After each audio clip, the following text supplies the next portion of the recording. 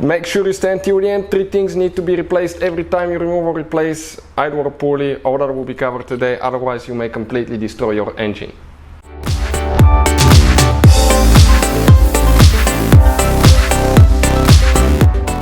Hey guys, welcome back to Auto Repair guys. Thank you guys for watching and subscribing to the channel. Today will be super helpful video to any of you having Mercedes guys. It could be C-Class, SLK or E-Class with the 1.8 CGI engine. This could be C250, E200, E250, C180, C200 and Slk200 and Slk250. If you need to remove or replace either a pulley, stay with us, we'll explain how to do that.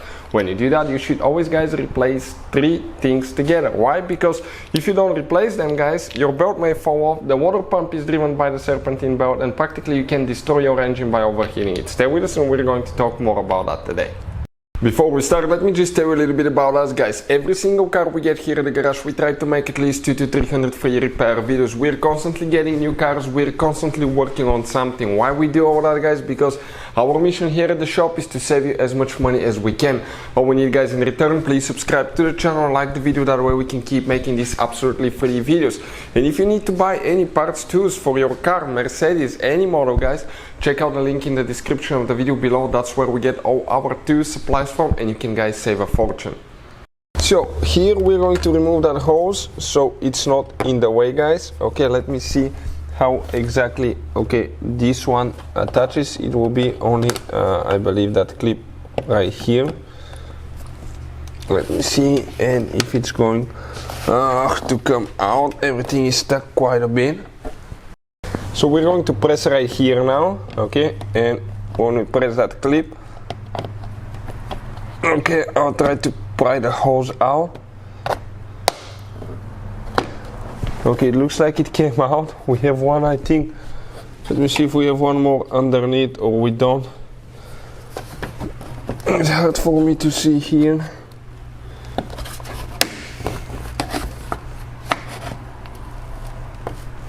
Okay, it looks like it's about to come out guys.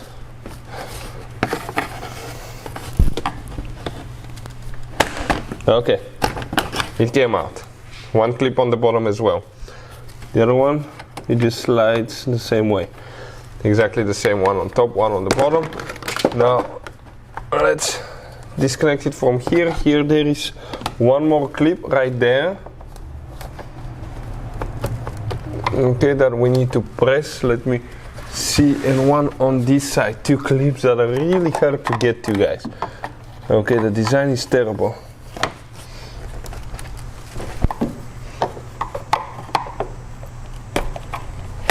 Okay, and it came out just like that.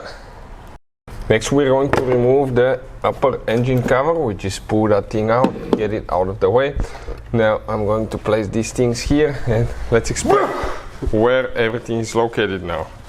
So in order to remove the belt, we're going to get a Torx 60. This is a T60 guys.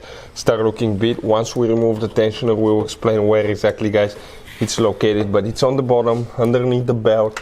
Right there, very inconvenient place. So we're going to go ahead, okay, and get it in now. And okay, once we get it in, we need to come more this way, okay, because we need to push to the left facing the vehicle. So let's go ahead, do that. We'll release the pressure. Careful not to get your fingers there. Now the belt guys, okay, we're going to have a special video about the diagram, okay, of the belt and how to install it as well. So let's go ahead and remove it now. Okay, perfect, and now we can let go. Okay, and we have the hose here. Perfect, just be careful. Now we can go ahead actually and remove the belt. So we're going to go ahead and remove the belt now from everywhere. We have a special video that explains how often you should be replacing your belt as well guys, because we just broke a belt recently on a BMW and we made a video that explains how often you need to change your serpentine belt, because especially this one is quite long, okay, so it will have more tension on it. And this is the original belt. Car has 64,000 miles. I want to show you if I can find it. You can see Mercedes-Benz original belt right here. Now the idler pulley, guys, the idler pulley, it's with reverse Torx E12 socket, and we're going to install it on the ratchet, and we're going to get the first one is right there. Okay, it's hard for me to show you, but you can kind of like see where we are now. Okay, perfect, right there. That's the idler pulley there. Oh, more in. No, it was almost in, but not all the way. So we're going to get here a system to make it work. You can see this is the bolt here that we'll be removing. So we got the little ratchet here, and I think that way it will fit. Let's just get loose. This one was actually a little bit loose, guys. I don't think it should be so loose from what I see. Okay, first idler pulley is about to come out.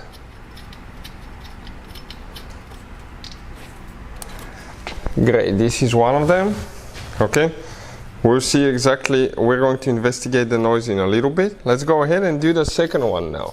Okay, the second one is right here. So we're going to see, okay, but you can definitely hear some noise from this one as well. So we're now working on the second one. We got it from underneath, okay, and you can see we can access it that way. And I think if you get your arm here, check this thing out. I am getting it loose, okay, with my fingers only at that point. So yeah, let me give you one advice, guys. Open your hood all the way on your Mercedes so you don't hit your head there, because we just hit our head on the latch here, and that's terrible. So I guess they made them to wear, it's a pain to work on those things, so you can conveniently open the hood and get a little bit more room. I just did a few belt replacements on BMW N20 and even N55 engine, and it wasn't as hard to get to things like this Mercedes engine. So this is it, guys. This is the second idler pulley now. Now it's recommended, guys, to do the tensioner too. If you don't know how to do it, we have a special video how to access the serpentine belt tensioner from the back. The bolt is right here, guys. It's from the back of the car, so you have to lift it up and work from the back side. So we're getting the new idler pulleys now, and we're going to go ahead and install them, guys. Okay, so first one will go, okay, right there. It's very hard to see, but we're gonna start it by hand. Okay, and I'm going to get the socket now. Let me see by hand first, like that. Okay, see, okay, just the socket only, without anything else, and I will be able to reach it. Check this thing out, it's the one right there. Okay, perfect. And I'm getting it tight, guys, now. Okay, I'm trying to focus. Hopefully there is a hose here that's in the way. Make sure everything's good, aligning, do not force things if they don't go. Perfect. And now we're gonna get it tight. Okay, perfect. Now we're going to make sure that it spins. Okay, nice and smooth, that's great. Now we're going to go to the next one. We're installing the second one. You can kind of like see where the bolt goes through right here, guys. Okay, you can see, you get the idea, and we're going to get this one tight as well, and then we'll continue. So we're getting it tight. Okay, perfect. You can see, and the idler pulleys are installed, guys. Both of them. The one with the grooves go on the left side, the smooth one goes on this side. Okay, right there. So you should always, guys, do 3 things together when replacing idler pulley. It's not recommended to replace only idler pulleys. You should replace the tensioner as well. You need to put new tensioner, and also you need to put new belt.